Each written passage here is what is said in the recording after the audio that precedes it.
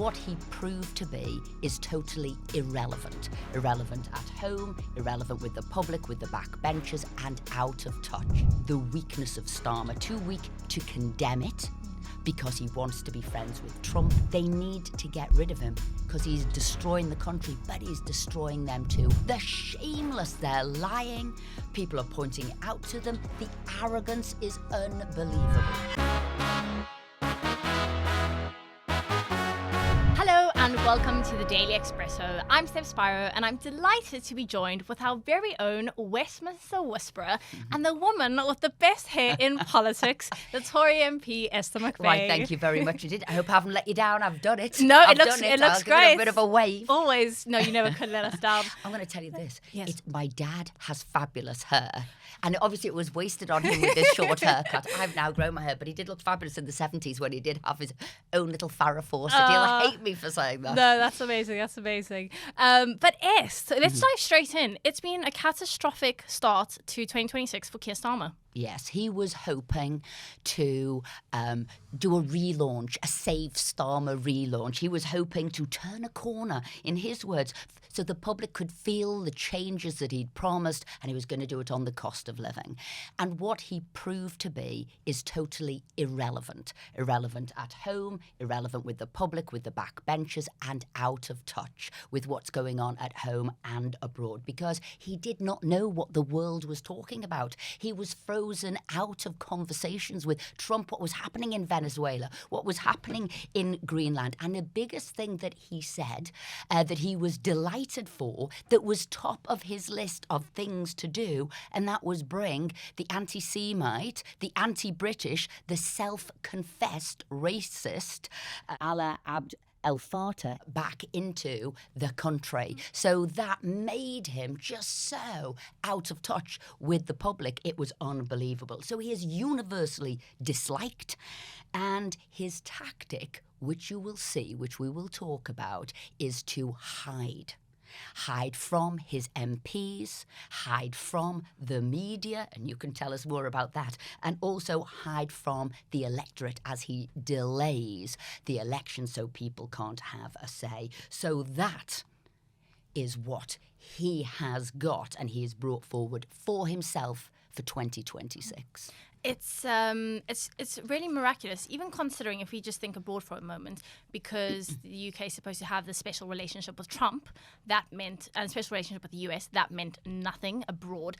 And tell me a bit about the fury among backbenchers and how he's cowering from them. And so he's hiding from them, and the fury, they are not just talking about as they were last year in the cafes, in the restaurants, in our tea rooms. They're now saying it openly on the backbenchers. And really, the Venezuela picture was dynamite to some of those backbenchers.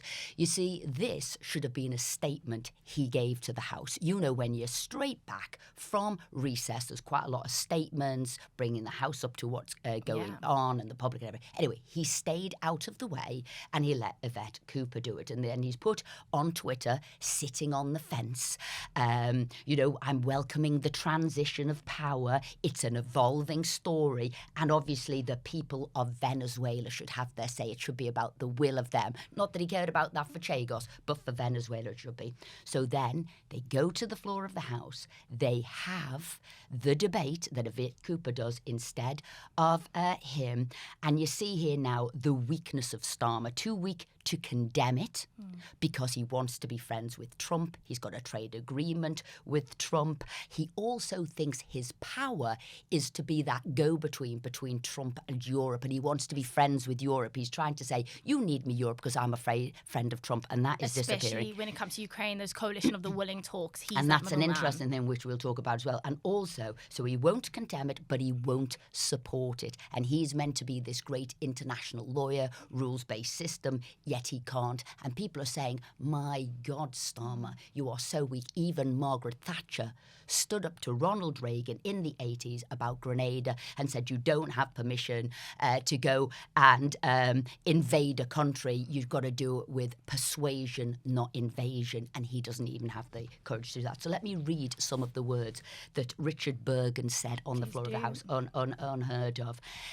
First of all, he points out, it speaks volumes, the Prime Minister has chosen not to come and explain what he's doing.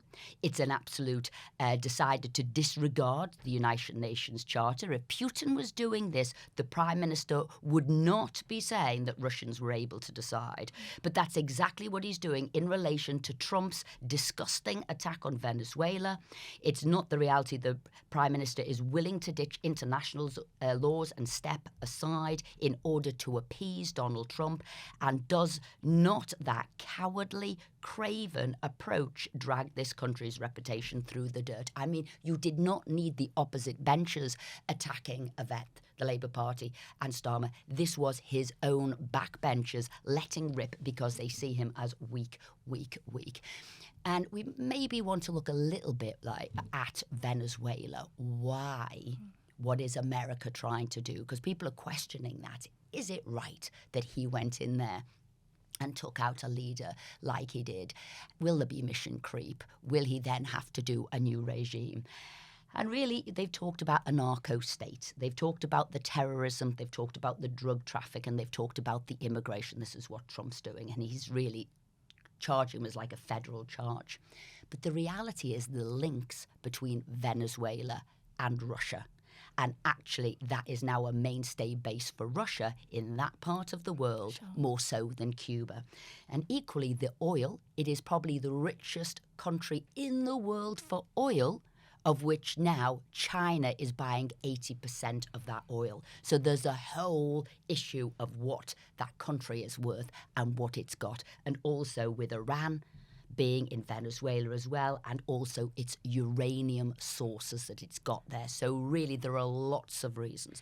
And we actually saw this playing out quite closely to UK shores just yesterday with the seizure of that oil tanker that belonged to Russia.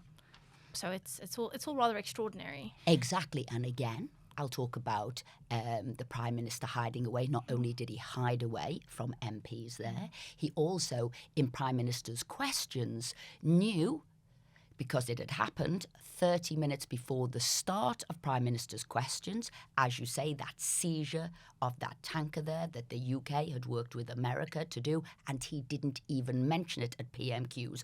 Why? Because he doesn't know what to say. Mr. Flip-Flop, who's happily done U-turned, actually can't now. He's sitting on the fence. In fact, he doesn't know what to do. He doesn't have guiding principles. He's got zero principles, and this is now showing him up and getting him in trouble with everybody. And everybody, including the media. So at the back end of last year, Downing Street, without consultation, cancelled political journalists' afternoon. Hiding as well from journalists, you're quite right. Absolutely. So they cancelled our afternoon briefing where we get to quiz the Prime Minister's spokesman. That got axed. Even on Monday, select media and content creators were invited to an event that he did with children, where my understanding is, I think some people, potentially the content creators, gave him pre-scripted questions. I mean, that is quite a dangerous place to be for democracy when the press is being suppressed in the way it feels like we are being. So I even heard, so you're a journalist in the thick of that, so I heard as well that he was stopping even journalists who would be, and papers that would be friendly to the Labour Party, wasn't allowing them to ask questions, put it in print. They could only make it as a TikTok video. And also I'm saying, you don't make any friends by doing that. He needs the media to get his message across. He's not making any friends with his backbenchers from hiding out the way. Because yesterday, one of the big debates I spoke in, and this was trial by jury. And here we had, so when I'm talking about he's staying out the way, hiding from his MPs, open warfare on his backbenchers, it is now open season that they feel his backbenchers, they can attack him. Carl Turner, who used to be in the Whip's office, stood up and said it was a disgrace getting rid of trial by jury. And I absolutely agree. And what he said, he's been in the place for 16 years and he has never been tempted ever to vote against the government, his government, the Labour Party, in opposition or in government. He said, but I want today to tell the Minister, the Chief Whip, the Deputy Prime Minister and the Prime Minister, I will be voting against this in the opposition. Yes, he did. And right the way through. And I'll tell you for why.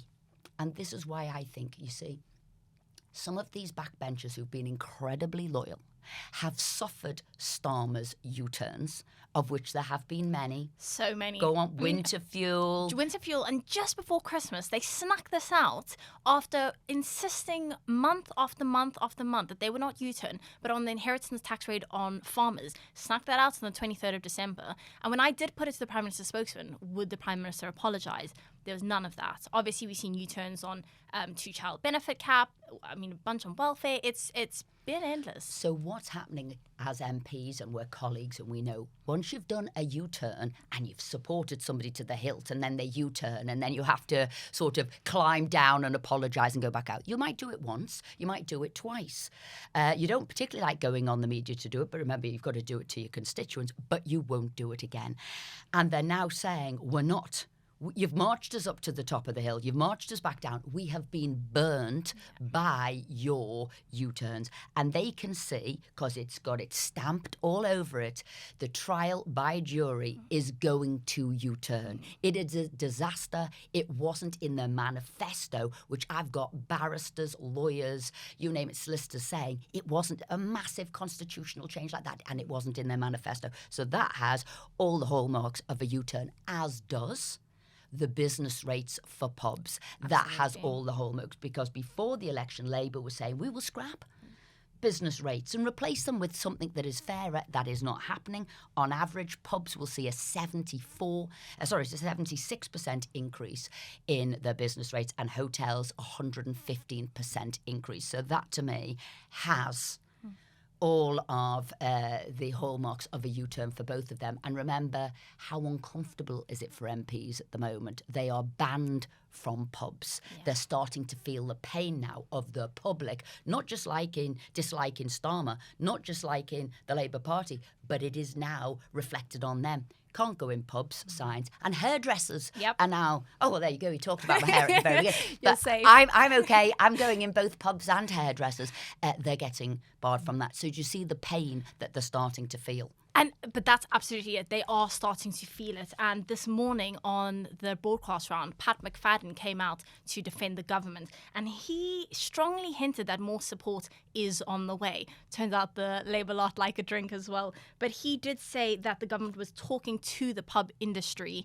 And it sounds like they know things are an issue there. So another U-turn is on the horizon. And they also have to do it before Monday, because we'll be voting on the sort of the finances, so it has to come pretty damn quickly, because then it will be too late and much more difficult to do. So I think Starmer has moved from flip-flop, U-turn, untrustworthy, to mistakes, bad sort of information, no information, and out of his depth, which again we saw in PMQs yesterday with the mistakes he's doing, what he's saying's wrong, and he's not now once but twice. Yeah, and he's being fact checked. He's being hauled, and to account. And Lord Wolfston, who is the shadow Attorney General, he was saying that he was advising Roman Abramovich with regard to UK sanctions and the proceeds of the sale of CFC. Well, Lord Wolfson took to Twitter and explained why he was wrong and that was incorrect. So we had that. And then the other one that he was pointed out and again pointed out on Twitter, he keeps going on about the cost of living. He keeps going on how there's more money in your pocket and you're feeling better, and energy prices are down by £150. That is not the case. The cap has gone up and people are now paying more, not less. So it's like they just don't care. They're shameless. They're lying. People are pointing it out to them. The arrogance is unbelievable. And it's amazing. On the Lord Wolfson point, Starmer used to be, as we all know, as he repeatedly says, he used to be the director of public prosecutions. And he would know that the people you represent is just, that's the job, right? And sometimes that just gets handed to you. But it's remarkable that he doesn't care to come to the Commons and make lies. But to your point, I think you touched on it there perfectly. It is just that arrogance. Yeah, and I think this inaccuracy he's now tripping up on it. He used to go on serious times, serious people. I'm a lawyer. I know what I'm talking about. Kemi, you're not serious. Nothing serious. But, whether it's Mandelson, whether it was Angela Rayner, whether it was Tulip Sadiq, whether it's half the people in his cabinet, he has got wrong. He didn't ask the information. He didn't find out the information. But people are finding him out and they're not standing for it. Throughout, it does feel like he doesn't have the right people around him. I mean, ultimately, he is Prime Minister and he should have the competency to come to dispatch box and know what he's talking about. But just throughout, there's just been such avoidable mistakes, I think. And we've talked about all those U-turns. If he had the right people advising him, surrounding him, the country would be slightly better off than it is. You're right. Lots of people have left, whether it is his media support or various other support. Sue Gray's gone, and there always seem to be fighting. And there seems to be a lot of internal fights within his advisors as well. Some of them seem to come from the Corbynista wing, other people sort of the Blairite wing. And so I think that has caused a lot of tensions. I think that early fallout with Sue Gray, who was the connection within the civil service, has caused a lot of problems. But they don't seem to be able to find out the information. It's not sometimes they don't want to, they're unable to. And this was a big part of the argument about the why are you getting rid of trial by jury? Because the reasons you are given are just untrue. The numbers do not stack up. So why are you doing it? And then it was very interesting, the minister who was there, because David Lammy, again, a coward, and another arrogant coward, and we've talked about his vanity before, didn't show up, which is wrong to let a junior minister, Sarah Sackman, have to take his policies through. I think on that, very clear. I think he's actually meeting J.D. Vance in the US today. So not that much will come out of that. But timing-wise, it's always convenient to be in the US or away. You'll see that he always tries to shirk things. You will see he hasn't been there before, because even the day before that, when there was a UQ, he could have been there. Robert Jenrick had a brilliant put down. I think it's probably the best one of the year. He turned around and said, "Where is David Lammy? Is he out with his auntie at the January sales getting a new suit?" So it was a fabulous put down. But anyway, going back to what Sarah Sackman said, right, so it's all meant to be getting rid of trial by jury because of the backlog that is in the system. And then she announced, as if she was proud of herself, but somebody came to me and said, if there wasn't this crisis of a backlog, which is what they're pushing the whole law on, would you still do it? She said, absolutely yes. So there was a lie, and it is about ideology. So what it is, they do hold the public in contempt. They don't think the public are good enough to be a jury, are good enough to make decisions, or even good enough to vote at the moment, as 17 councils are not going to be having elections and the Labour are delaying it, and 80% of those councils are Labour. So I think this, them and us, is coming out really clearly, isn't it? It's the erosion of democracy, but it is them telling us what we should do, and actually they haven't a clue what they're doing. Well, the place where the country is getting their say is in the polls, and Labour is plummeting there too.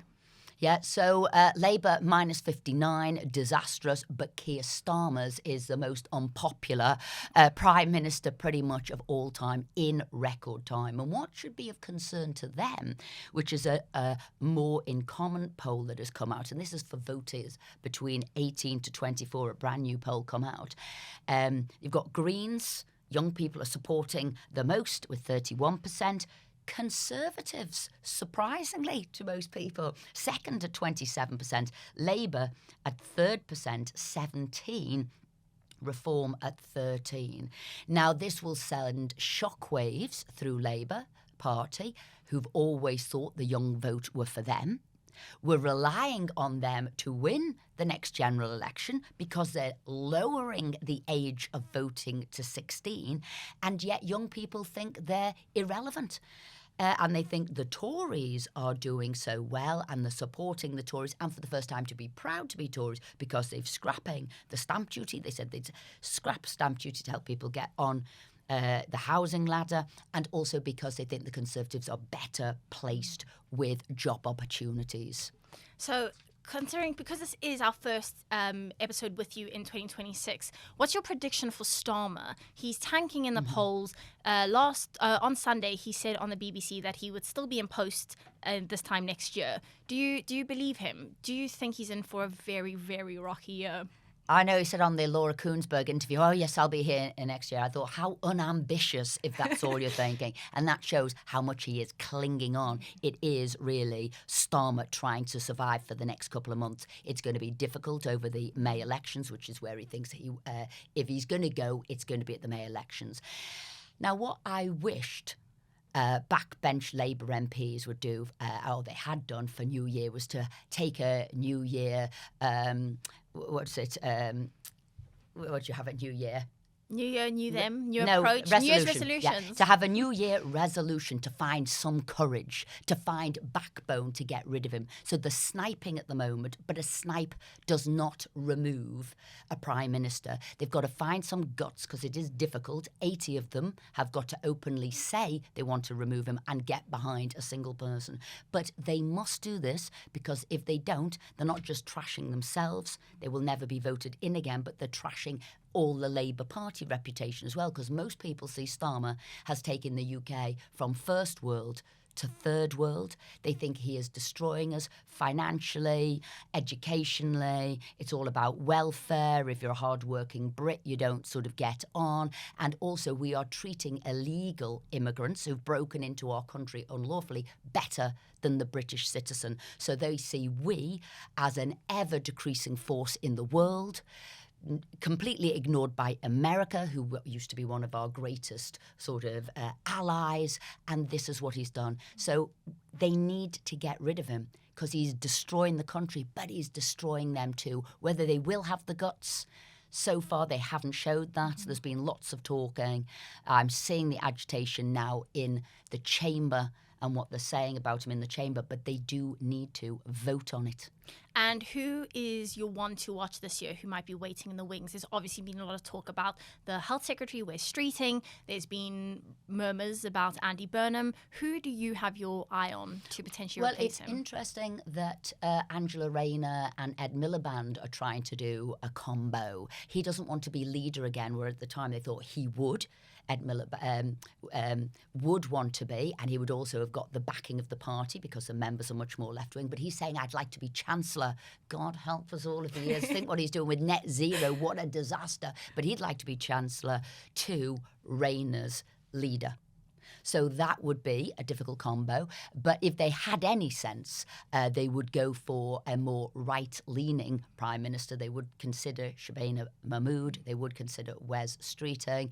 Andy Burnham, is just a northern windbag, and he's really a Starmer, so I wouldn't be bothered about him, and he's also not in Parliament. But that's where they're looking to go. But really, the MPs also know they've got a load of duds in there. They don't really know who to move to, and that's sort of keeping Starmer in place, because really none of them are particularly liked in the public, and an Ed Miliband Rayner combo would be a disaster with the public, even if it's good with their members.